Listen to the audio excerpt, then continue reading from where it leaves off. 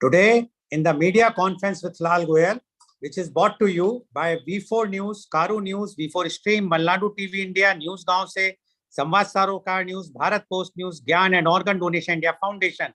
Our endeavor is to enlighten you with the current topic. And as you viewers, you all know that this week only, the current topic was about the foreign university, because our Honorable Prime Minister, Mr. Modi, has given a go-ahead with few of the universities to set up their campus in India. But our topic is, does India need foreign universities? India is known for its education worldwide. Indian universities are providing the quality education to the students, making them future leaders. Indian universities are better than foreign universities as the quality of education they provide is high. Indian universities equip students with right knowledge and right attitude. Many students from Indian universities are getting placed in top MNCs. Foreign companies also prefer Indian students for their own companies. Foreign universities provide better technologies with a new way of studying. Their education system is far much better than Indian education system. In India, we have got really bright minds, but the Indian universities don't know how to convert these minds into something really useful. In foreign universities, education is based on practicality than the theory-based knowledge. Students get chance to experiment with their ideas in foreign universities. Indian universities have a good image worldwide for the kind of education they provide, but the way of giving that education should be learned from foreign universities. In today's time also, the Indian universities are focusing more on theoretical knowledge instead of working on the practical implementation of the theoretical knowledge. The central government has finally set the ball rolling for foreign universities to set up their campuses in India, a policy change that was mentioned in the new National Education Policy 2020. However, the draft regulation released by the University Grants Commission, UGC, has also put a rider to the provision by stating that courses offered should be taught in physical mode with no online classes allowed. Last year, nearly 4.5 lakh Indian students went abroad for studies. This means a huge outflow of capital from India. And this also shows that there is a huge interest among Indian students to study in foreign universities. To discuss this very, very hot topic, sensitive topic, controversial topic, and which is connected with the future of our, not only the country, but the future of the students, future of the families. The topic is, does India need foreign universities? And we have today very elite panelists are with us who have thorough knowledge about the education system in India, and they will give their views about today's topic. I would like to invite my first panelist guest, and he's Professor Dr. Sudhir Saran. Professor Dr. Sudhir Saran is the founder of Dr. Sharan Consulting, California, USA. He has done MBA from IIM Ahmedabad in 1980. He got certificate in Decision Support System from IIT Kanpur in 1986 and doctorate in International Business in 1996. Dr. Sharan is former visiting professor IIM Lucknow and University of Texas, Dallas, USA. He visited President University Indonesia on an invitation from Dean Faculty of Business in 2018. Her Excellency Governor of Karnataka nominated Dr. Sharan as syndicate member of Bangalore University in recognition of his academic distinctions. Dr. Sharan has MOUs with University in Bali, famous college in India, and in principal agreement with a portfolio of startups for expert advice to facilitate rapid growth. On personal level, Dr. Sharan enjoys long-lasting deep relationship in life, both personal and professional. His most distinguished attribute has been his burning passion about anchoring business management to fundamentals of objectives since 1979 to date. He calls it MANAGE, M-A-N-A-G-E. Welcome, Professor Dr. Sudhir Saran on our show. Viewers, I would like to also inform that today, because there is a technical glitch in my technical problem in my phones and my iPad, etc., I have not been able to take any of the opinions sent by you because it has not reached to me due to the technical problem. So there will be no opinion section But still, once the technicalities will go, I will be sending the recording to all of you. Then definitely you can send your opinions about today's program and what you think about does India need foreign universities. Professor Dr. Sudhir Saran, welcome to our show. Goel sir, 1 minute. I was expected to come first because I am no, to leave at Professor 11. Arya, it's not possible for me to change the sequence every time. I have adjusted last time. I'm sure you want to leave at 11 o'clock. You will be leaving at 11 o'clock. Don't worry.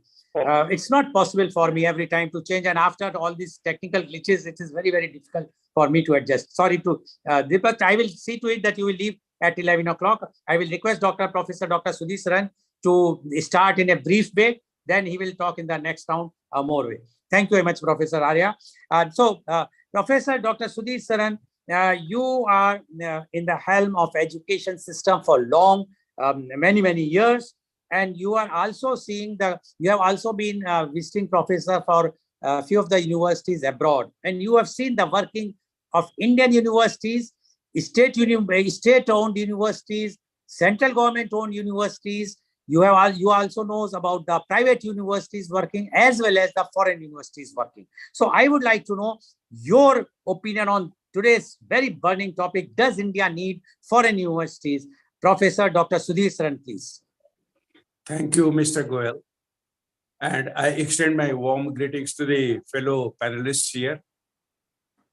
The topic is of deeper importance, deeper because it is going to affect the whole civilization, because East and West, India and foreign, are extremely important forces, and universities, as the name say, are derived from universe. So the universe of East and the universe of West is what we are talking about when we are talking about does India need foreign universities. There is a famous proverb, Mr. Goel. All of our fellow panelists and viewers be familiar with it. The saying goes, imitation is the best form of flattery. The first Prime Minister of India and the current Prime Minister of India look like conversing on this. In 1950s, the then Prime Minister realized that India cannot attain an identity without very good educational institutions. I know it firsthand. In 1959, Pandit Nehru handpicked Vikram Sarabhai and Lalbhai to go and look for the appropriate examples, the models to imitate or replicate in our own country. They went all over the world looking for the distinguished institutions which in their view was the best fit for a country like India. Finally, they zeroed in on Harvard Business School of Harvard University. And this is the genesis. On 11th December 1961, Indian Institute of Management, Ahmedabad, my alma mater, was born. Now, the current Prime Minister wants to go a step ahead, which is logical.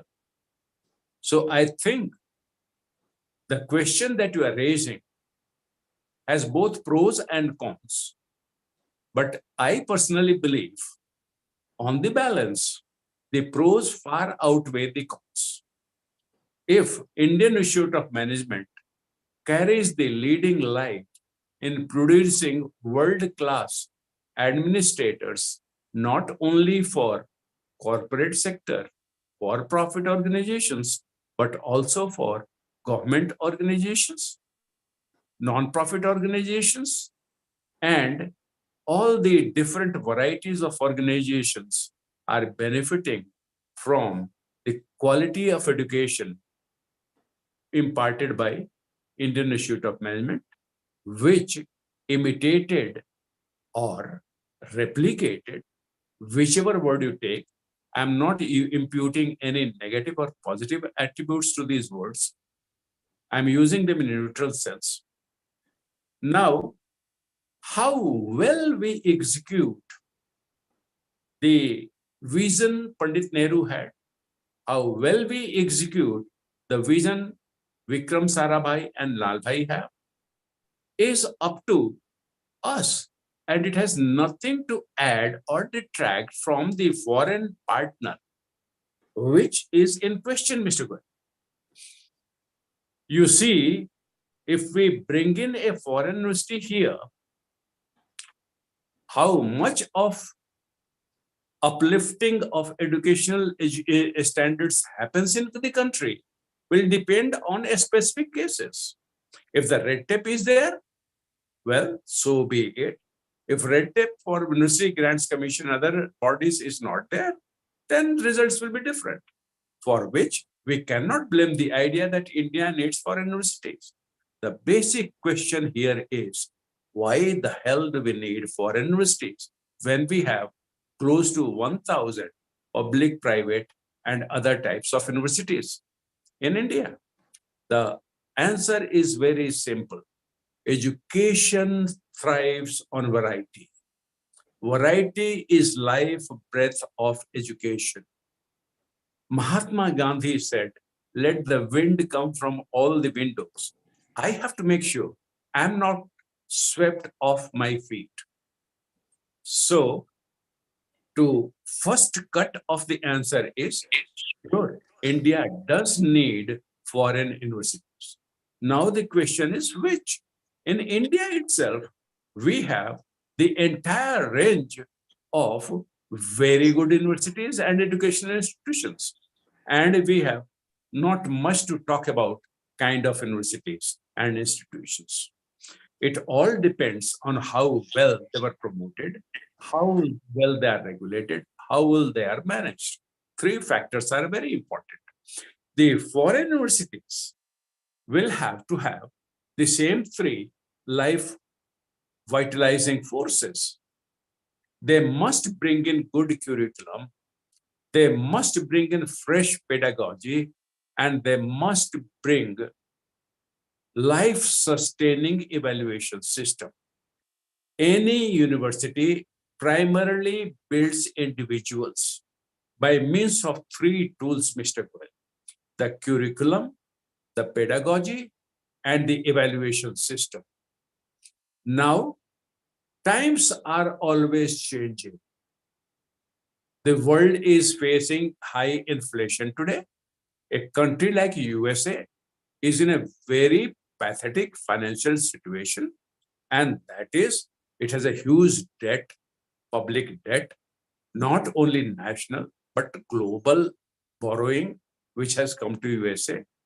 And the tragedy is the interest rate, the return which the provider of the funds gets is negative, unbelievable. For decades, it has been negative returns on capital. What is negative means? You give money, X amount, you get total return, principal and interest, which in real terms will be less than what you gave out as principal. This is what is the reality of it.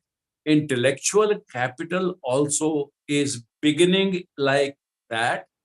A child, when in the teens, has far more natural intelligence than 10 years later. This is all happening. The universities which come from abroad are better placed to address this. They have the resources, they have deeper pockets, they have longer history. Our Indian universities will benefit from it, but then you also know they are short-sighted individuals, and there are people who have very myopic view of competition.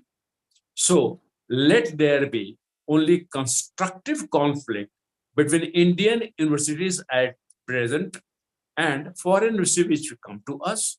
If that happens, then we are saying that India does not only need, but respects foreign universities.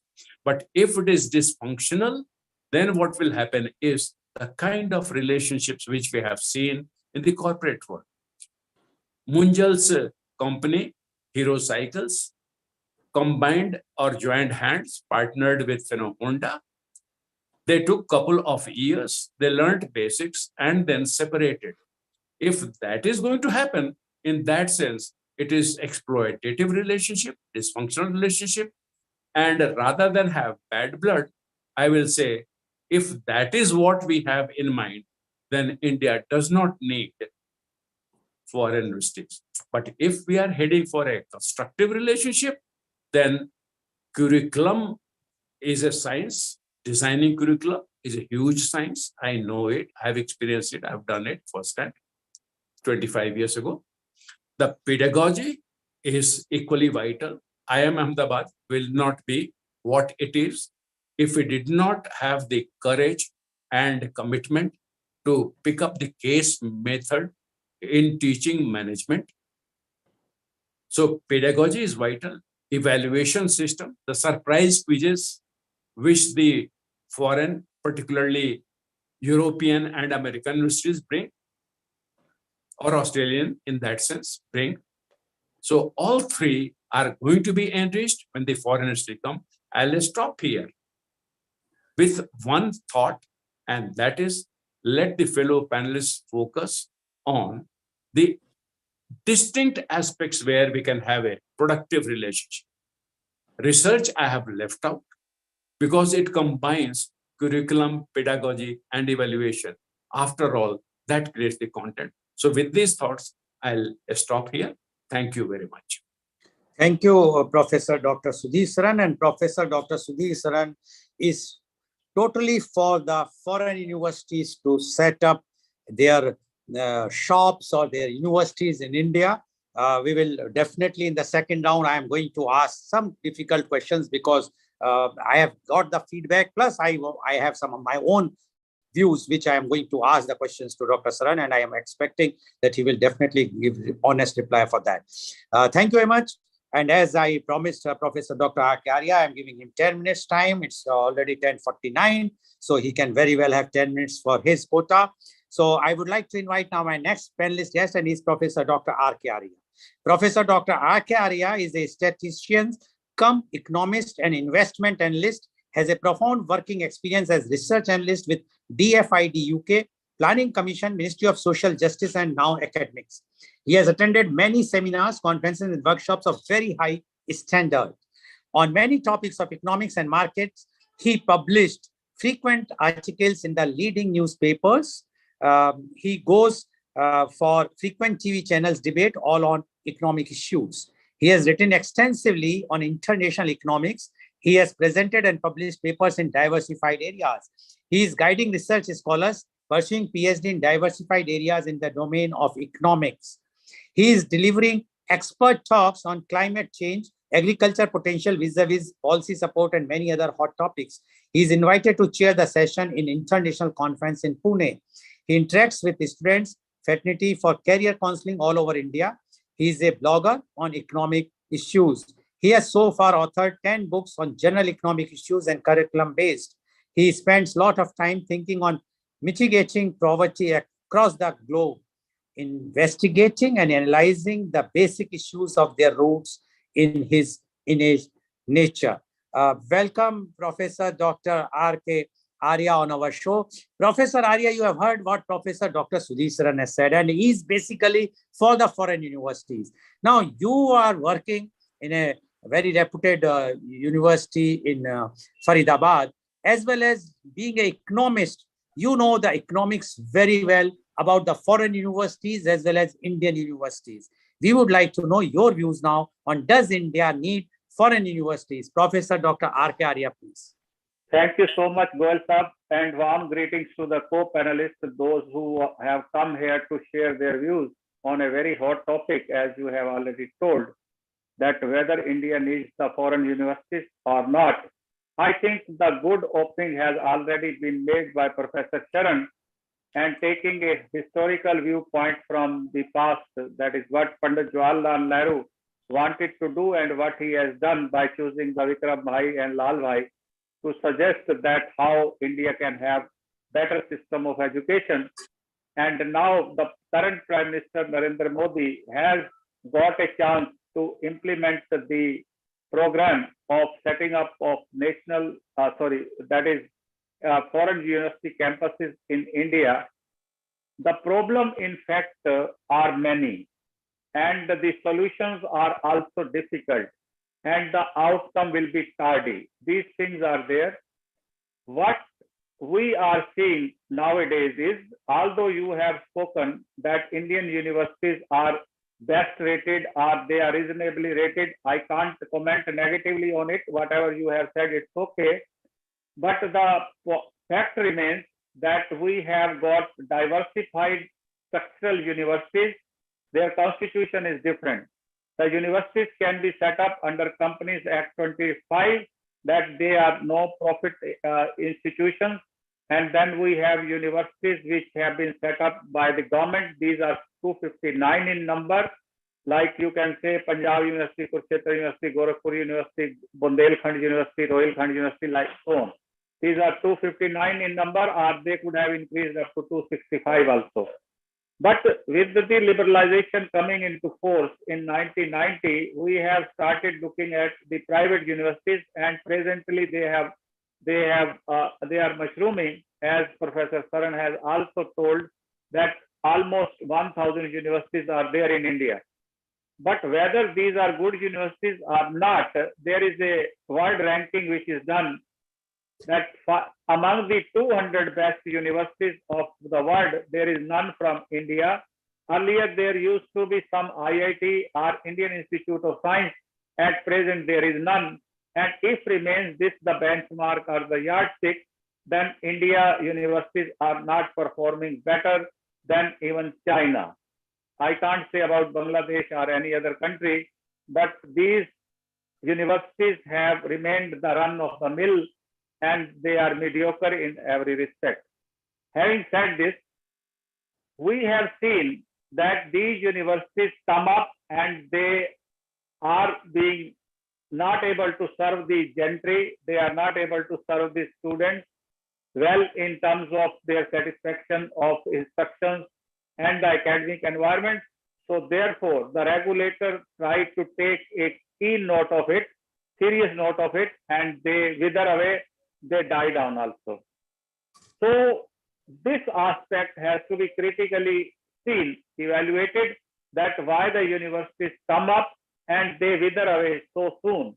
The reason I tell you that when the universities are required to be profitable, they would see that how much profit they can get.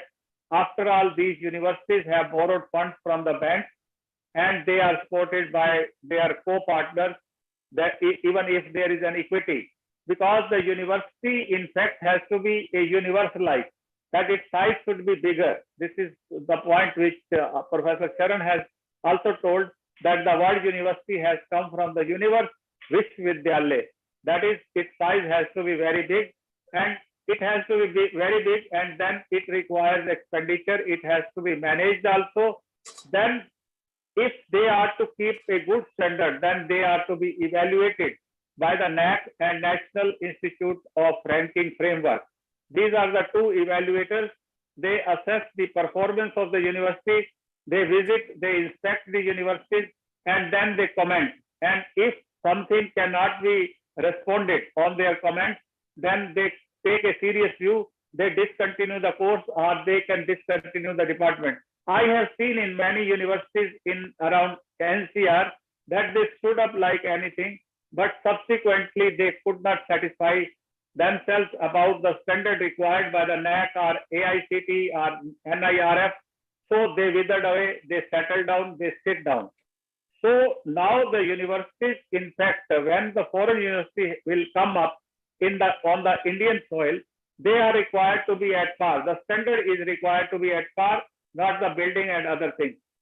We have seen the university like Azim Premji and Nader and Narsi Moji there in Hyderabad and Mumbai, and Ashoka University in Delhi, NCR region, and Indian Business School there in, Hyderabad also. To an extent, that is the Chief Economic Advisor of India, Mr. Subramaniam, was working with this NDA government as Chief Economic Advisor, but now he has quit the job in between and has gone back to serve as a simple professor there in Indian Business School. Now you can see that what is the standard of Indian Business School must be better, because a man who served there in Indian Business School has come here for a short stint, though the government wanted to retain him, but he has gone back to serve as. Raghuram Rajan has come from Booth School from Chicago, and he served here for some time, and then he went back to Booth School, being a satisfied person that he cannot stay here in India. Arjit Patel, also the governor, Charya, also as a deputy governor, quit this position and have gone back to the foreign university, particularly in United States. So definitely the standard of Australia, Canada, and US and UK, the university campuses which will be set up, these will be from these four countries, and their standard is far, far better. And Indian standard is staggering in the sense that the private universities are not in a position to deliver the work to the students. This is the reason that roughly 8 lakh students have gone there in the abroad to pursue the MBAs or the MS courses, particularly the technical courses and all that. So far as the physics, chemistry, and mathematics, that is the technical subjects are concerned, their number is limited. They go there for PhD university, they are minuscule. So these are not going to affect. Now, when we look at that the students are going abroad to study there in America, Australia, or Canada, or even in UK, definitely they do not have a chance to study here, and they go there to get some better knowledge, better prospects, and perhaps they get the chance to work there. Or if they will come back here, they would like to be employed with the MNCs, if at all it is there, because no university can be bought. So UGC theoretically what it has thought is that it will lay down the standard, that what type of standard they require, India requires, and the curriculum and pedagogy will be adopted by the universities which are coming here, and it will set the tone for private universities which are already in existence, so that the standard remains uniform. Here is a big question mark, that the standard keeping uniform for the private universities in India is totally unrealistic, because they are profit-making institutions. They will see that where we can get the profit first, and then they will deliver the talk. And then that is the quality of the teacher is also significant when we are deciding to go for the foreign university. Definitely, they would like to pay higher to the teachers. They will give the perks to the teachers. They will give facilities to the teachers. The cost is likely to go up. Professor Sharan has already pointed out that these universities require the investment from their in their parent country, and this is the investors' money which will come to India. It is not the university. University is coming along with the investment being made by the investors, shareholders, stakeholders. That once it will be there, definitely the investor wants the repatriation of money. Earlier, the government wanted that these universities should be set up under the Companies 25 Act, which are for no profit, no loss. So, but these universities opposed it, and they were not ready to come with a no profit institution. So this will continue to be there. And probably it will be a model like that. These will be treated as financial services. The people will bring money, give the services, and take the money back to their home. This is how the repatriation of the profit takes place. Once it takes place, definitely the cost is likely to go up. Whether the cost will be affordable by the students, those who will be willing to stay here. Here, the students are cherry-picked and going to like Ukraine and Philippines for MBBS, and US and Canada and Australia and UK for MBAs and the MS courses. Particularly, most of them go for the 1-year program of management course. Otherwise, MS, there is also 2 years course where the prospects are very bright, that if you complete MS there in IT sector or in computers, so you are likely to be held back there in that particular country, particularly in United States. which is the largest absorber of the students for the employment purposes. Now, we have also seen that the universities are not consistent in terms of showing the standard to the NAC and the NIRF. Lot of manipulation take place, and year on year they satisfy the requirement of the regulator that this standard is required to be maintained, but practically it is not happening at all, and due to which we have seen that the enrollment in these private universities are not consistent, and when they reach at a that is below break-even point, they shut down their agencies, they shut down their universities. This particular situation, when we are seeing that the private universities and this foreign university will have to come at par in terms of the standard, then the selection will be difficult for the students to make, whether they would like to stay here or still they would like to go abroad, because they will find all students cannot go to the foreign universities, because once the campuses start being started setting up and they start tying up with other existing institutions, these will have to be reformed, and then only we can see that the figure will enlarge and the students can satisfy their appetite picking up any of these universities mixed with the foreign universities and the private universities. This is a long-term goal. It does not appear to be happening anytime when the NEP is opening the scope for these foreign universities to come in India. With this, the foreign university will have to struggle alone, and they will never struggle alone, because in case of MNCs, they do the feasibility services, they check up the standard of their product, whether it will be applicable, like the automobiles which are manufactured here. Their demand is huge, that they can go there in other countries. These can be sold in other countries also, apart from the big market which is available in India. So therefore, there is always a win-win situation. So let there be any number of models being to be manufactured by automobile companies, MNCs companies. They are manufacturing and the product is exported in many countries. Whether it would be possible for these foreign universities that they check up the campuses, they get the students from adjoining countries like Bangladesh, Sri Lanka, and Afghanistan and others. So definitely the scope will be enlarged. In that case, so far as that is the accumulation of students is concerned, getting the students are concerned, it may happen. So with this, the university will not have to worry. They will have to take into account the entire picture. That is the enrollment they can get from Asian countries as well as complete Asia countries, even from Africa also. That way the scope will be enlarged. To that extent, when this is a situation that the foreign university assess that they will get the students from all over the world, all over some part of the continent, they will definitely have a better chance to operate here in India, and their return will be better, and repatriation of the profit will be there, because the people will come with the dollar and the universities will go back to their own places with some kind of dollar. So dollar will be equated with the dollar, and that will not be a problem. You want me to stop? Yeah, because you already said the time is because I want a question, because you have given a very good details about how they are going to set up and how they are going to invest money, etc. And you have made a very big point that because they are coming here for them earning money, they are not going for a non-profit organizations like in India. The colleges are generally in the societies, etc., etc., etc.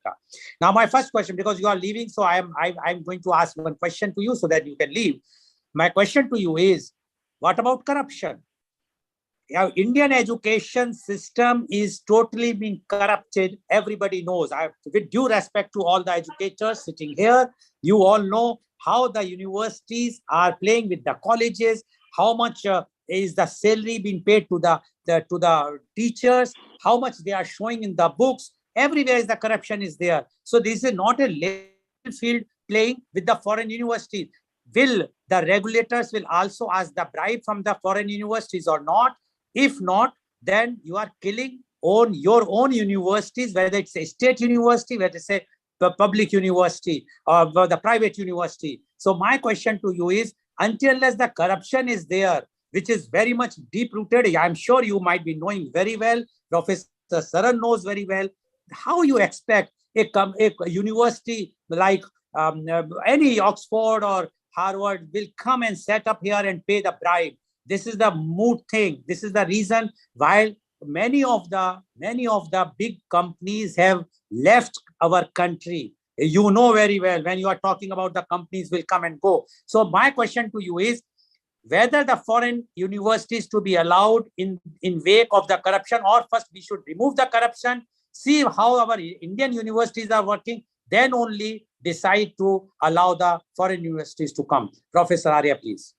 Corruption is already, widely spread in India. It is pervasive. It cannot be ruled out. In the early days, when the private institutions were expected to be set up, affiliated college, ACIT member teams were given the task to evaluate their standard and all that. Lot of corruption has taken place. And even now, when the universities have come into existence and the flow of funds is there, and the fudging of, that is the financial statement still take place, how much they are to show for the building, how much they are to show for the furnishing and all that, they manipulate the data to get the maximum profit out of it, because they have borrowed the money. They are to make the profit to an extent of 20 to 30%, and 10% is the rate of interest in the bank. They are to repay straight away. 30% margin is required. That fudging is taking place. But one exception is there.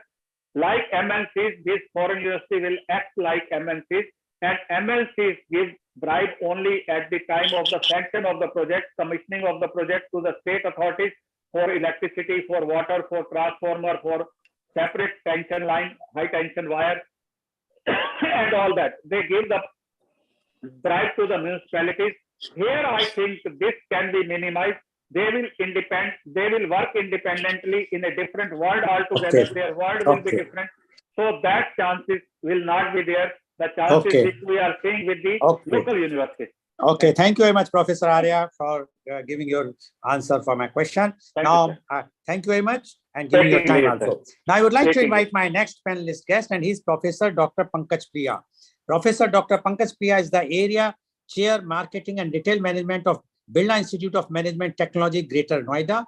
Professor Dr. Pankaj Priya has spent 11 years in corporate world with Data Pro Info World Limited, Singer India Limited, ESPN Incorporation, and Birla Corp Limited, where he was involved in hardcore marketing activities. The area of operations include North and East India. He shifted to academics in 2001.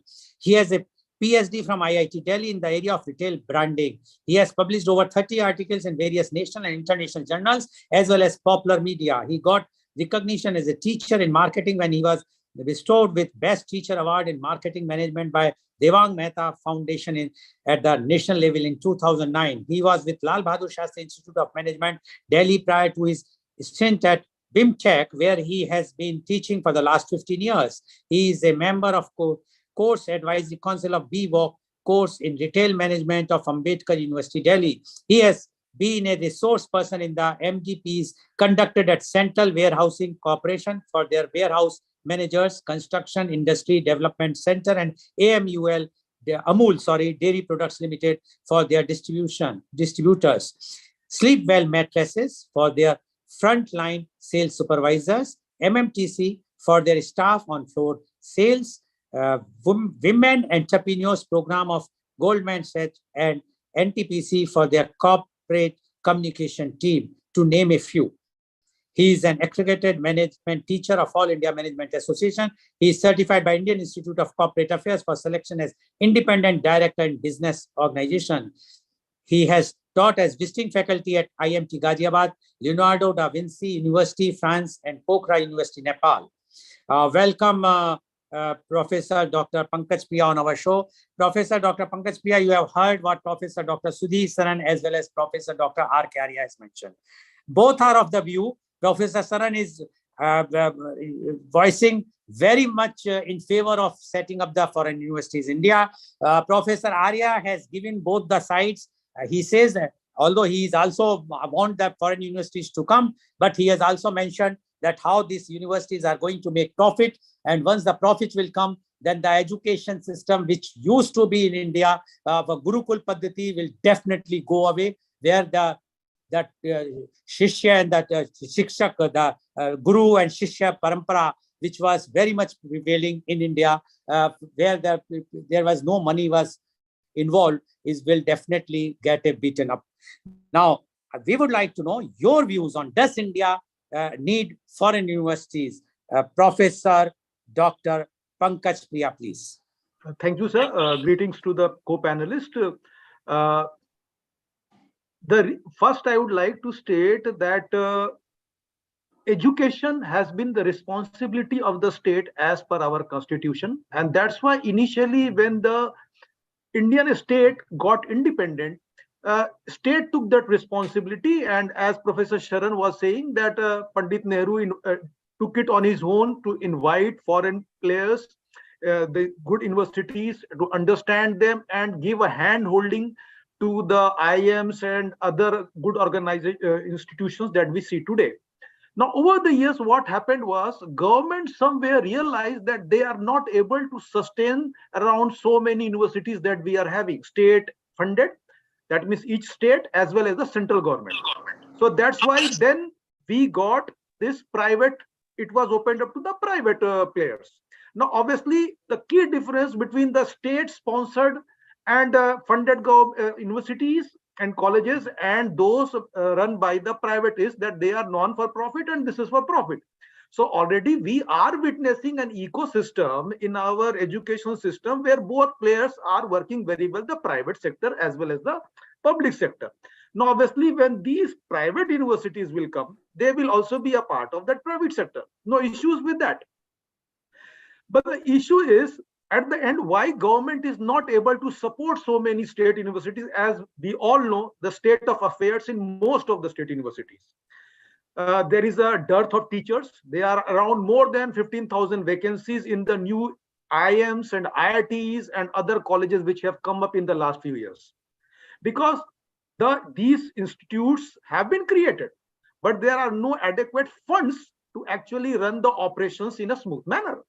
So at the end of the day, the crux is how to sustain your college or institute or university. Now, abroad, the sustenance comes, as was rightly mentioned by Dr. Sharan, and when Dr. Arya, that you have investors, number one, from the industry. There also the government is not supporting to that extent. Every university has to generate their own resources. So the dean's job in many of the universities I have talked about, they are supposed to generate resources. Now they look for fundings from industry, number one, and their own alumni base, which gives them a good funding. Now in India, we are not getting that type of support from the industry. Whether, for example, one of the issues that was mentioned initially by you, Mr. Goel, was that there is a lack of skill of the students who are passing out. They are not job ready. Fine. Now the thing is, how do they get the skills? Will they get the skills in the four walls of the classroom? No. They will have to go and dirty their hands in the field. Now that requires a support from the industry. What is the industry doing in India? Nothing. Look at the way industry supports, or there is a collaboration between the industry and the academia in states. Even for the research grant of the faculty, because I know I am a faculty, we don't get any of those type of grants. So we work on our own. So similarly, if you want good quality even research, if you want good, better skills of the students, please open your doors for the students to give them training. And at the same time, support of our alumni base is required. Every college has an alumni base. But how much support we have got from the alumni, you will find very few colleges are getting that type of supports. Now, the other issue which I would like to mention is, it was mentioned, number one, students go out to study. Many of them stay back. Why do they stay back there? They don't come back. So there are two issues. One is the ecosystem in the university and the larger ecosystem of the country. Now, many of the students who go out, they find that for some reason, the ecosystem outside is much better for them to work and make their career, which is missing over there. over in India, sorry. So two issues are there. Ecosystem in the universities, many of the government funded colleges, we see the ecosystem embroiled in red tapeism and lethargy and everything, sort of desperate. They are not functioning very well. And that's why the students are not getting that content as well as the support from the industry. There is no tie-up between the academia and the industry. So no skills are being developed. That is the internal ecosystem of our education. And the external ecosystem is the larger, our workplace ecosystem. So two things are happening over here, and both require, even if the foreign universities come today, great, they may give great content, they have good pedagogy, no doubt about it. Okay, they will, but the issue is, if the number one, the local industry do not tie up with them, where are the students going to learn the real life skills? One. Two, even if they learn that and they get a degree from, say, Harvard in India, where will they finally work? As we also see, most of the pass outs from IITs and IIMs, do they remain in India? No. Many of them prefer to move out, even either for higher education or maybe for a job as well. Why so? So even for these students whom we are giving an opportunity, for the Indians over here who cannot go outside, they can get a degree from Harvard, great. But at the end, what will they do with that degree? Thing is, will they stay over here or move out? So how is the Indian economy or Indian society going to benefit out of this private university? That is a question mark that can be seen only later. So here I stop my viewpoint, and sir, you can ask the other panelists to comment. Okay, thank you very much, Professor Pankaj Priya, for giving your views, and you have given your views in a very, very balanced way. You have given the advantages, but your thing is very, very clear in one way, and that is that how come the universities, foreign universities, which are coming to India, until unless it will not go to the industry. The industry support will not be there in India, which is seen in the other universities, private universities or state universities in India, that until unless the students will not go and do the work in the industry, they will not be job ready, employability will be there, question mark. And that's why, according to Professor Priya, this is not going to succeed until unless they will have the tie-up with the industries, even in the foreign universities. Thank you very much, Professor Priya, for giving your views. Now, I would like to invite my next panelist guest, and he's Mr. Sanjit Ghosh. Mr. Sanjit Ghosh is the CEO of SKG Worldwide Vadodara. He's the former visiting faculty with Baroda Institute of Management Studies, BIMS Barodara. He was teaching marketing management, marketing research, project management, production management, sales, distribution, supply chain management, and business environment to MBA students at Vadodara. Welcome, Mr. Sanjit Ghosh on our show. Mr. Ghosh, you have heard what Professor Dr. Sudhir Saran, Professor Dr. R.K. Arya, as well as Professor Dr. Pankaj Priya has mentioned. Now, we would like to know your views. Does India need foreign universities? Mr. Sanjit Ghosh, please. Good morning, everyone. This is basically, we have been listening to the other panelists on the show. Do we require foreign universities? Now, I'm basically a man from the industry, more than 3 decades in the industry, apart from my teaching experience. Now, when we talk about Indian university, we have a basic lacking in university, whether it is a technical university or even a general university. We basically lack what is called a practice school. Now, when I talk about my alma mater, Professor Sharan was a teacher there many years back in Birla Institute of Technology, Mesra, Ranchi. We basically do not have a industry access, what Professor Pankaj Priya was pointing out right away, that we don't have an industry access, that we have more of academic.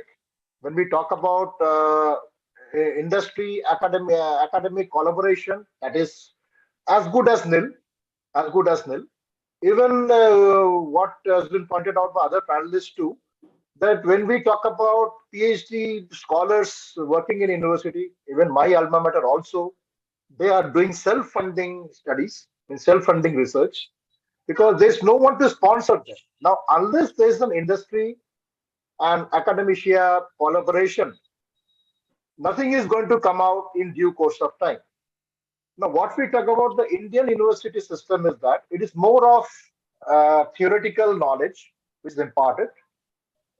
Even the practical knowledge, what is required now, the system has come in that you go for internships, a 6 months internship when you do a technical school, technical course.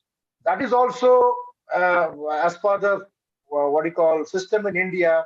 There's a lot of red tapeism, corruption there. Even the certificates are issued by the concerned industry without even attending this thing due to the influence put upon them, or they want to just create a name for themselves.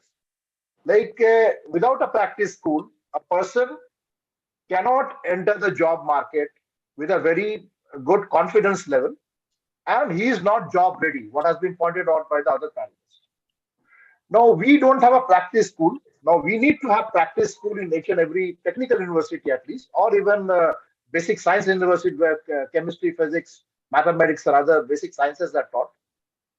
Now, even a question of a management institute, unless there's a, suppose you're doing marketing management, unless a person has a feel of the market. Now, what is marketing management? Unless the person knows how to face the market or understand the feel of the market, he's not going to, what do you call, survive in this particular field for long. He is going to fade it. So we need foreign universities in India because we don't have a level playing field in India at this point of time. We have many universities, maybe 1,000 universities, and government universities around 300.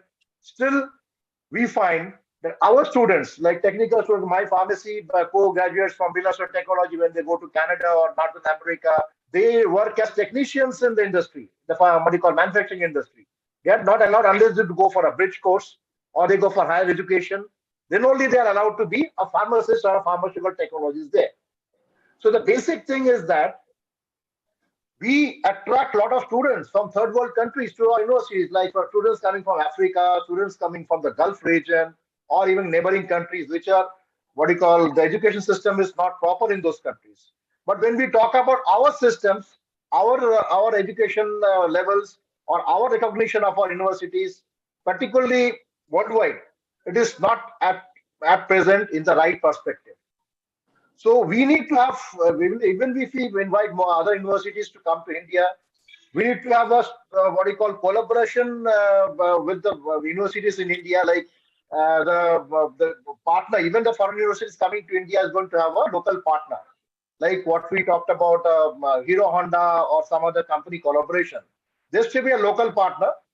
So the local partner needs to be very what do you call, as far as the present condition in India, they has to have arranged for a what do you call level playing field for the foreign partner. Otherwise, they'll not be interested to come to India. Now, when we call for take the foreign universities coming to India, one basic advantage the students in India will have, the cost of education. Like if I want to send my ward or my relative to a country like US or Canada or something, costs a big deal of money, big amount of money to what you call sponsor the education.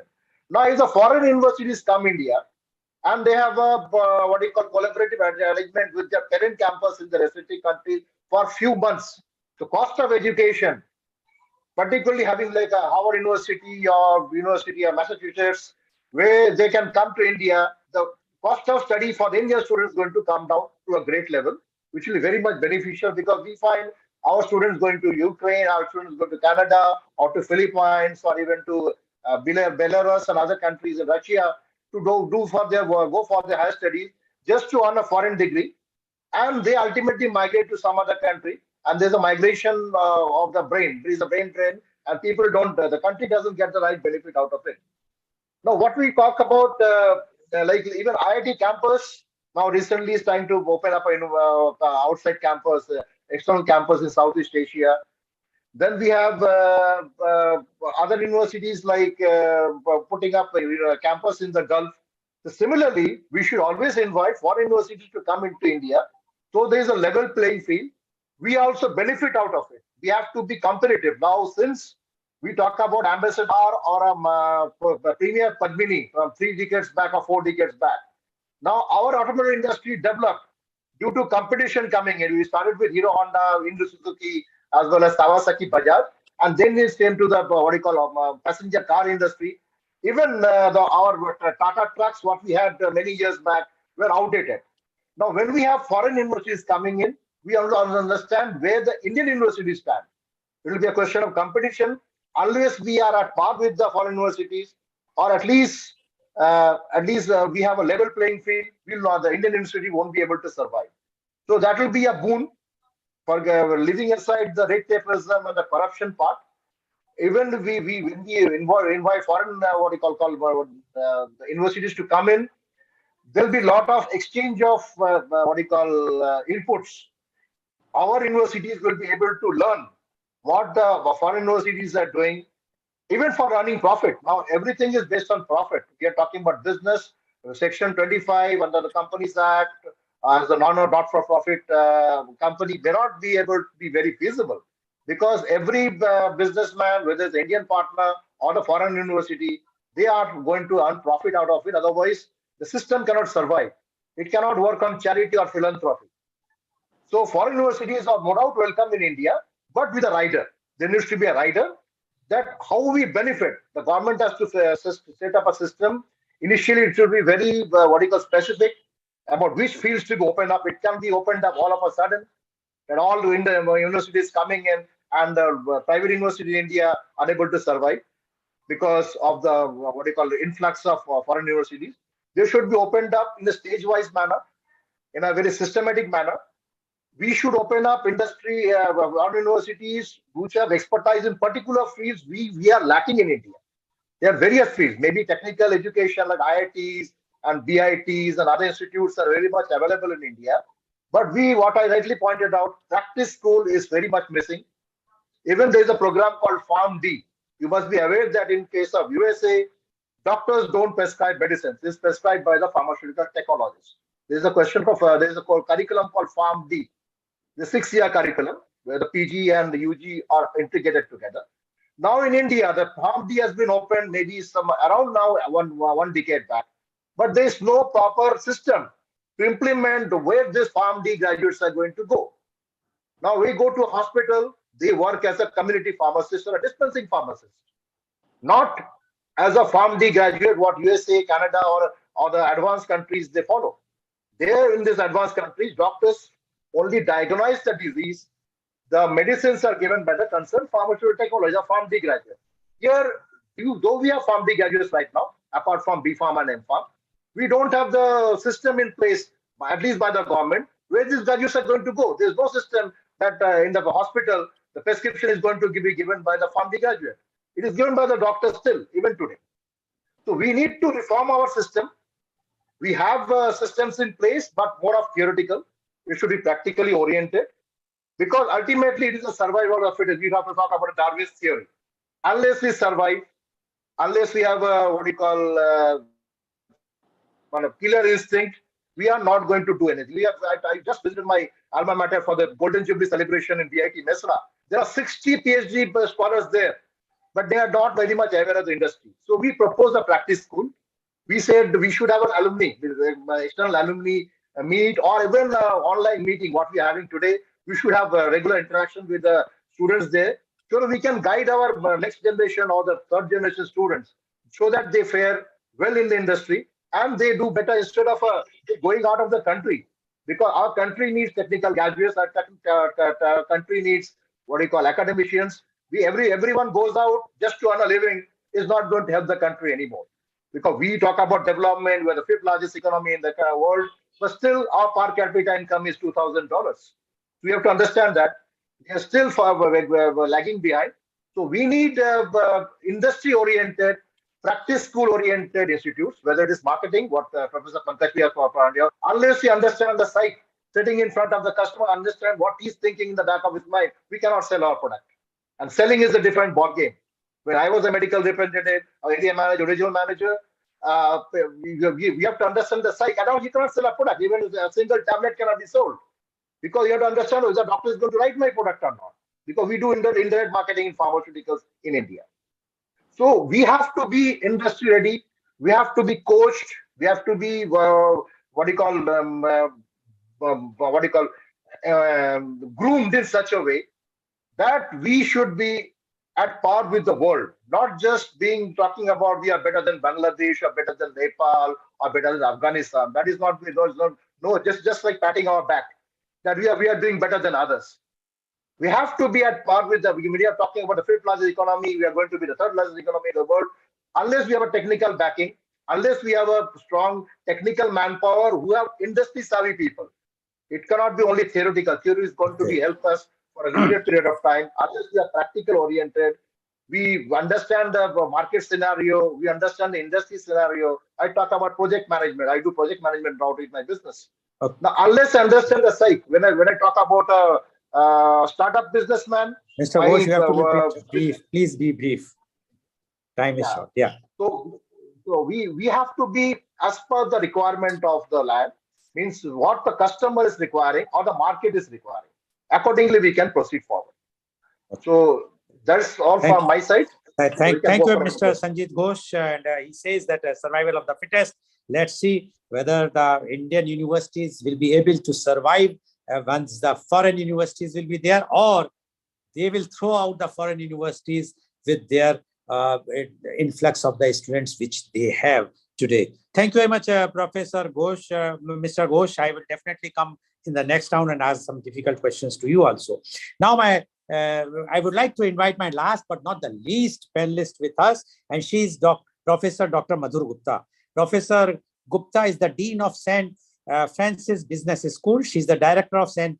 Xavier's College, Bangalore. She is a seasoned leader in the higher education industry, an international speaker, researcher, and an academician who accolades prestigious international awards with 19 years of extensive experience in institutions, administration, marketing, teaching, and research. She holds academic credentials like Doctorate in Education Psychology, MBA in Marketing and HR, Professional Certification in Digital Marketing and Sales, Masters in Psychology, Masters in Education, and Masters in English Literature. She was instrumental in development of many institutions like St. Xavier's College, St. Francis Business School, Bangalore, BTech University, Dubai, MCT College, Mumbai, Mother Teresa College, Mumbai, BTLIT, Bangalore, ISME, and SFS PG College, Bangalore, as Director, Dean, Principal, Head, Coordinator, and Professor. She consulted with various institutions in the area of student development, psychological counseling, administrative design, orientation, faculty training, marketing, strategic planning, and educational interventions. With a long-standing record of initiative and innovations and teaching, training, administration, and marketing, published more than 13 traditional and UGC research papers and 2 research books based on industrial practices. She is also associated with many international journals as the editorial board member, like the Journal of Healthcare, Management and Leadership, Turkey, etc. She is honored by many national and international awards like Power Women Excellence in Education Award by Lead India Foundation USA, Best Speaker Award by Adrocom Media in Education Summit in 2020, Award for Valuable and Exemplary Contribution in Education by Adrocom Media at International Education Summit in 2021, Impactful Leadership Award for Best Community Camp in Rural India by BTL Group of Institutions, Most Innovative Leader Award in Instrumental Leadership by Grow Media. Welcome, Professor Dr. Madhur Gupta on our show. You have heard what Professor Dr. Sudhir Saran, Professor Dr. R.K. Arya, Professor Dr. Pankaj Priya, as well as Mr. Sanjit Ghosh has spoken. They have given their views. Some are totally for universities, foreign universities to set up university in India. Some are having some reserved views. We would like to know, because you are involved with so many very known institutions, and you know the current trend which is going on, and being in Bangalore, which is a IT hub, you know how the foreign companies are coming and going. So we would like to know your views. Does India need foreign universities? Professor Dr. Madhur Gupta, please. A very warm good morning to all my fellow co-panelists, and all the audience. Thank you, Mr. Goel, for giving me the opportunity to speak today on this very versatile topic. Does India need foreign universities? And I was listening very grossly to all the panelists, and I do agree there cannot be yes or no to this very vast topic, because this might be a very good experiment we can see in the future years. So how I look at it as foreign universities, Indian campuses is like a foreign soul in an Indian body.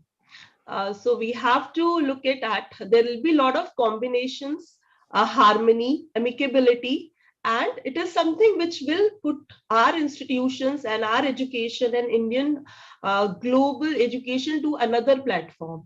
So I feel this is the right time to do and go forward for this experiment with a very positive mindset. And as I read what are the regulations, any foreign universities which comes under top 500 universities of the world can apply to Indian government, and they will be totally autonomous. Their admissions, fees, structure, faculties, curriculum, they can decide by themselves. And also there should not be anything against Indian national interest or culture. So this is something very important. And I understand when our Indian government and UGC are inviting foreign universities, they must have thoughtfully understand what can be the negative impact on our Indian education. But I look at it in a very positive scenario. We need a healthy competition. When we read the books written by foreigners, when we read the case studies done by Harvard and Cambridge institutes, when we use a lot of products which are foreign products, why not foreign education in India? We should not afraid from it. In fact, we should look at it as a very healthy competition, which will also make Indian institutions, many of them are not as far as for the quality and the product is concerned. We run institutions of technical engineering as well as MBAs, and we know the gap between the practical and theoretical knowledge in India. Still, it is more of the theoretical knowledge and a less internship or the connection with industries. There are a handful of institutions which are very, very industrial oriented. So when the Indian education becomes globalization, or when foreign universities will come and have their campuses in India, Indian universities will also have a good competition. We can learn from them, they can learn from us, and we all will have a healthy setup. Also, I feel if I talk about the faculties and administration of Indian universities, this is not something very healthy. Most of the faculties are getting the salary, especially in the tier 2, 3 cities, lesser than what a fresher MBA graduate has been offered. So when the other good universities have come over here, even our people, they got a chance without leaving the country. They can apply to some other universities where they feel they are getting some better remuneration, better experience, and better research. Also, I was listening to Dr. Sudhir Sharan very thoughtfully. He said research, he did not take up as a topic. So I would like to talk about it. Indian universities could not stand in any top 200 or 250 universities of the world because we are lagging far behind in research. We take a lot of theories, and our research are also not that level which can be published in the Harvard or Cambridge, very few. So research is one part. We can learn from the foreign universities when they can come here. Even our students should also need to do a research. They just do a project in the final year of post-graduation for the namesake, which is not something very creative or productive, or they are not solving any problems which are there in the society or industry or even in the technical field. So I feel for the healthy competition, for upgradation of our research, as well as upgradation of both mindset for the students as for the faculties, and the standardization of the Indian universities and institutions which are not up to the mark, which are not producing the kind of students needed for either a good society or a good industry. We need foreign universities, but again, we need to keep a little tab on it. Do not give them so much autonomy in the initial stages. Our government need to look out what kind of curriculum is. The curriculum is relevant for the Indian students, or is the curriculum is only purely economical basis where they might be earning a lot of profit. Yes, it is a business at the end of the day, but what we are getting as an Indians, what our students are getting, what other institutions are collaborating with them, are they really open for that mindset of coming out of making profit, and also collaborate with other Indian institutions which are not of their standards? If they are collaborating with some handful of the top institutions like ISBs or IIMs or IITs, so we might not need those kind of collaboration. But if they are also taking as a parent university like 10 other institutions which need their help, they're also polishing our faculties, they're also polishing our students, lot of students exchange. If that kind of mindset they have, they should be here. That will be developing our country. So I am in for it. I feel it's a good gesture for Indian government. This is the right time where a lot of Indian students, what we say is brain drain. Those who go out to study, many of them, they settle down there. So when the foreign universities will set up their campuses in India, so a lot of other good foreign students will be coming to India. So this will be a kind of a reverse brain drain. And then they will understand now India is also very fastest developing economy. They will be setting up their businesses here. So we will also get a world platform of lot of good students coming to India and then settling here, and then they will be helping to develop our own country. So I feel this experiment should happen, and very positive looking about it. Thank you so much. Thank you very much, Professor Gupta. And Professor Gupta is very positive and looking forward that let the universities to come and let it be on an experiment basis. But she made one point that the government should not give so much autonomy initially. Try to see what curriculum they are going to adopt, whether it is a better curriculum, what we are, or it's just a financial things, because after all, they are for the profit making. Thank you very much. Now my question goes to, first question goes to Professor Dr. Sudhir Saran. Professor Dr. Sudhir Saran, you are for foreign universities. What is happening in our country? Will foreign universities will also have Hindi medium as we are now imposing in all other universities? And if it is not, then you are killing your university. They are not going to adopt those Hindi medium for teaching MBA or IITs or medical education. Is it or not? If it is not, it means we are giving on a platter. We are asking them to come like East India Company and rule us, spoil that. Because what is going to happen? I still feel that we are not a level playing thing. We are killing the future of our students. We are 140 crore population. How many can afford to pay 25 or 30 lakhs of 50 lakhs of rupees every year? It means there will be two classes, super rich class and a poor class. You are going to divide the situation. Plus, one side Hindi and one side totally English. What is going to happen? The cultural imbalance in the society. Professor Saran, you being such a seasoned person, how you can, without viewing the situation in India, you can say, no, let them come. They are going to be the best. They will be the best. But what is going to happen in our society? Professor Dr. Sudhir Saran. Thank you for a googly, and let me save my wicket. If we remember, India is a country which says Atithi Devo Bhava.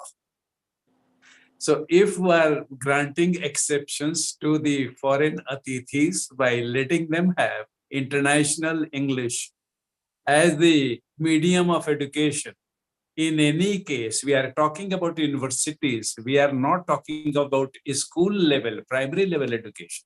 We are talking Professor about Saran, I am just stopping. We are also, I am not talking of primary education. I am talking of medical colleges. I am sure that's a higher studies. I am talking of engineering. It's also higher studies. I am talking of MBA. I'm not talking of a primary school, whether you have a mother tongue or not.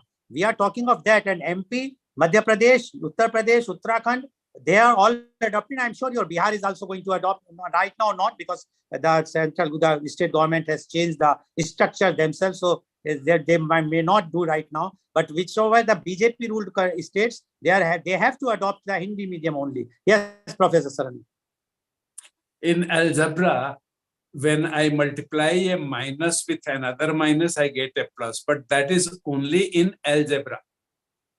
It doesn't happen in government regulation. If Indian regulators have made the blunder of imposing mother tongue in anything above middle school level, it is a devastating thing, and generations after generation will pay for it. Mr. Goel, I'm totally with you.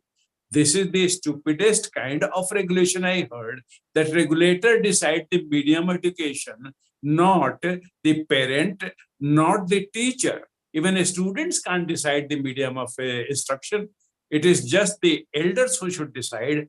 And in USA, right now, there is a huge debate going on if Supreme Court can take away liberty or right to, women's bodies, abortion rights. Similarly, in education, the medium education is extremely private decision between the two stakeholders, parents and the teachers. So that is that. Now, second thing which you are mentioning is, the foreign universities have to be chosen very wisely, because there was a thing called Trump University, which was a racket. Now, if two rackets, combine, it will become, global mafia in education. God save us if we are not, looking at the right kind of regulation and going for, funny kind of regulation. So enlightened regulation is the solution. A stupid regulation is the part of the problem. Okay, thank you, Professor Saran. Let's hope that Hindi will not be imposed, at least for the foreign universities. Professor Dr. Pankaj Priya, my question to you is, the foreign faculties which are going to come within the foreign universities are definitely going to be paid far, far more than the Indian faculty. Are we going to create again the same difference of what we have suffered 200 years? The governor generals, the Britishers were paid far more than the Indians, or do you think that the foreign university will be controlled by the government of India? If you have to pay as per the UGC salary, the same amount what a dean is getting as per the UGC rules will be getting a dean of a Oxford University in India. What do you say about this, Professor Dr. Pankaj Priya? Okay, sir, here I would like to give an analogy of, because I am basically work in the retail sector, retail business. So FDI in retail, foreign direct investment, government made it very clear that it will be only with a local partner that you will make an entry. And even when, just you give an example of this East India Company, look at what Amazon and others were doing by giving huge discounts on their online sales. But when there was a concern raised by the local retailers, government immediately stepped in. So here also government is advised beforehand to ensure that these nitty-gritties, these issues are also considered while allowing an entry. But let me tell you, let us take here the case of IIM Ahmedabad.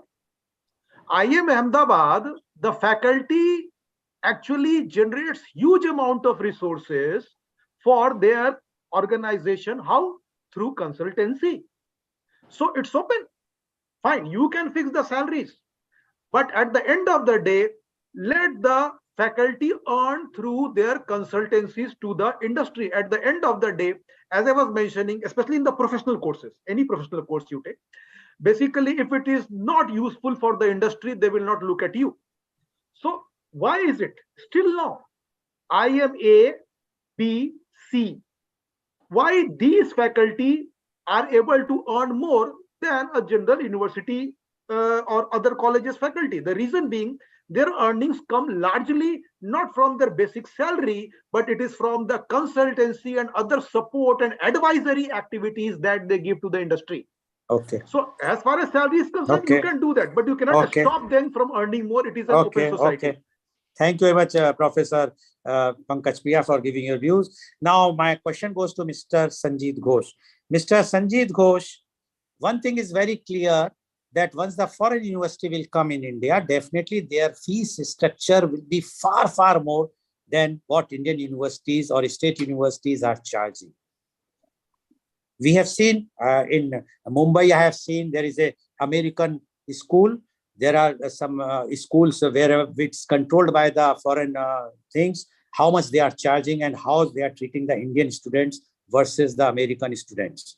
Now, my question to you is, once this university will come, definitely the youth, the child of a family would like to join that university, because there is a we have seen that, okay, the academics are required, but also the fee is also required. There will be a tension in the, definitely in the family, because in India, they can pay the fees and they can manage. But once they have to shell out 25, 30, 40 lakhs, I don't know how much they are going to charge in India. Don't you think there will be a disharmony in the family and the total structure of the society?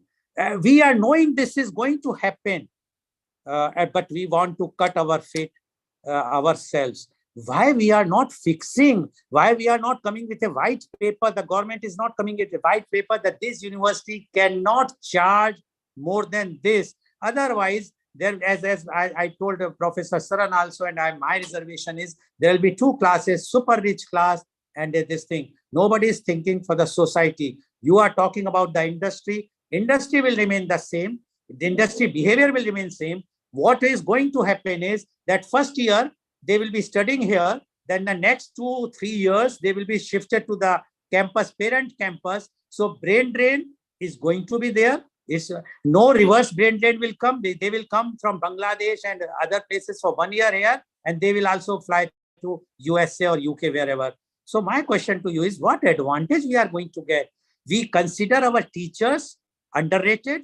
We think that they are not capable to educate our students, or we are we feel that our education system is total now rotten. We have no other way. We can only save by these foreign akas who will come here from the sky, parachute here, dropped here, and they will be able to do it. What you say about this, Mr. Ghosh? I just disagree with you with some points. Is that, see, when we talk about foreign universities coming to India, setting up base in India, we should always compare. Even today, we have the nation of going abroad and studying in those particular universities which may plan to come and set up base in India. Now, the cost of education going to a foreign country, like an advanced country like Northern America or Europe and all, is very much high. Very much high. Even the living expenses are high, unless you do some odd jobs and make way for some extra earning, is very much high. Now, if these universities come to India and our children are able to study in those campuses in India, the cost of education is no doubt going to come down compared to studying in the external campuses in the respective countries. Now we talk about our children vying for this universities, more cost. Now even in today in primary education, secondary education, high school education, we still have. When we had some ICSE schools, I did from ICSE Sanjay Vier school, or even a central school like a CBSE school. Now when the DPS, Delhi Public School, Poddar International came in, same thing happened in the school education. People who had money, who had enough money to pay, they put their wards there. But our system still continued. It was a balance between a central school, CBSE education, ICSE, and even this, high-profile schools like DPS and all. So similarly, it is a question, what I said, survival of the fittest. Now we don't have a level playing. We think we are the best. Even I see my child is the best. But at least when we compete with others, when we find a level playing field, that's like what happened to the automobile industry or any other industry like steel industry, unless we are competitive, we are not going to fare well. The question is that brain drain. Now there's a brain drain from African countries coming to India. When the people settle down here, the way our students go to advanced countries settle. Now, when we talk about medical tourism, there's something called medical tourism. I just want to put up that people come to India for treatment. Why? Because the cost of treatment in India is much lesser than in USA or Canada or in Western Europe. That's how people come all the way. We have a good medical system here, good hospitals. People come. There's a medical tourism industry in place, which takes them. Similarly, we can have an education tourism here. Like people who don't want to spend a big amount of money in that particular country, or they cannot afford. Even there are poor people, middle class people in USA or even Canada and other places also. So they can put up our education tourism that they can send their awards in the same university, but in Thank Indian you. campus. Thank you, Mr. Ghosh. Time is short, but I will just make about the medical tourism. At least the hospitals and the doctors are Indians. They are not the foreign medical colleges or the foreign hospitals and the foreign doctors. So I disagree with you in this aspect.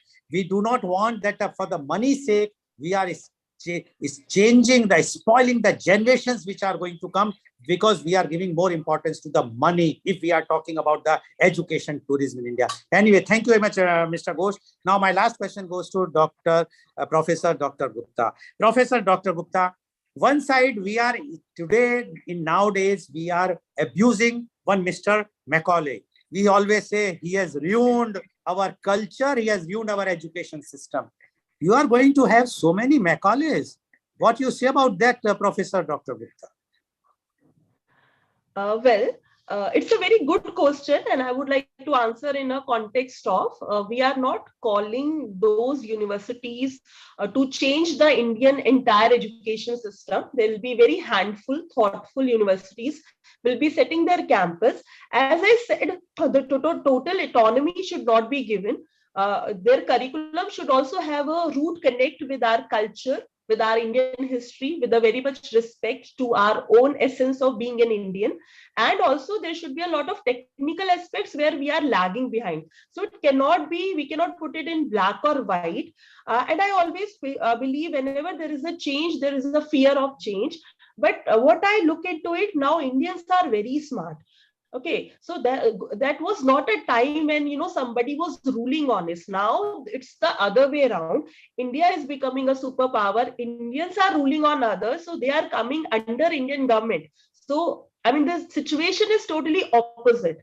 So what Macaulay has, produced the clerks or the only reading, writing kind of people who can help them into their administration. We don't need those kind of people anymore. In fact, we need more broad-minded people. We need people who are the world global citizen and who can actually benefit Indian society in a broader framework of mind. And I truly believe there are a lot of things which we have to learn from the Western societies.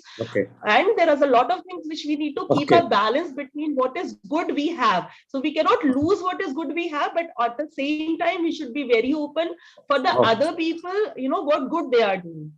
Thank you very much, Professor Dr. Gupta, for giving your views. So viewers, you have seen today, all our experts more or less agreed that the foreign universities are need of the day. Let the foreign universities to come. They will be able to raise the bar of education system in India, which has been not that level which we are considered, as we all know that our universities are not ranking even in first 200 in the world. So these foreign universities, when they will come, open their campuses here, definitely some education level will go up. Only the time will tell us whether those foreign universities will be able to serve the purpose, or they will be struggling like the MNCs are struggling today, like Amazon has started curtailing their services in India. When they are going to shut their shop, nobody knows. Similar things should not happen. After all, university, when the students who are taking a course of 4 or 5 years, if they will be thrown out after third year, where they will go? We cannot afford to have another Ford company in India, which has stopped suddenly their operation. So there are so many ifs and buts, but definitely the standard of foreign universities, as we always praise the white-skinned pupil, we have that mentality, the slave mentality we already have imbibed in our things. Let's see this experiment, although Different governments tried for so many years. Whether they will be able to do, or it's again an election punch only to just please some of the educators, because again the time frame has been for 2 years. Let's see in 2 years' time whether the top 500 university or few of them will open their things or not. What you think of, viewers, you can very well send your views or put in the comment box about today's program. Thank you very much. And today's program has been brought to you by V4 News, Karu News, V4 Stream, Malnadu TV India, Newsgaon se Samvad Sarokar News, Bharat Post News, Gyan, as well as shown on Facebook and YouTube. And our endeavor is always to bring you the views, expert views, although I have to act as a devil's advocate, so I have to ask questions contrary to their views, then only they can speak truthfully and frankly, and you have to judge yourself, because viewers are the judge. We are not going to have a tutu meme in that. Thank you very much. Thank you very much, Professor Dr. Sudhir Saran. Thank you very much, Professor Dr. R.K. Arya. Thank you very much, Professor Dr. Pankaj Priya. Thank you very much, Mr. Sanjeev Ghosh. And thank you very much, Professor Dr. Madhur Gupta, for joining and giving your expert views. Although there are so many things to be still unanswered, but I am sure that today's beginning will definitely bring some impact on the viewers' thinking about the expert views. Thank you very much.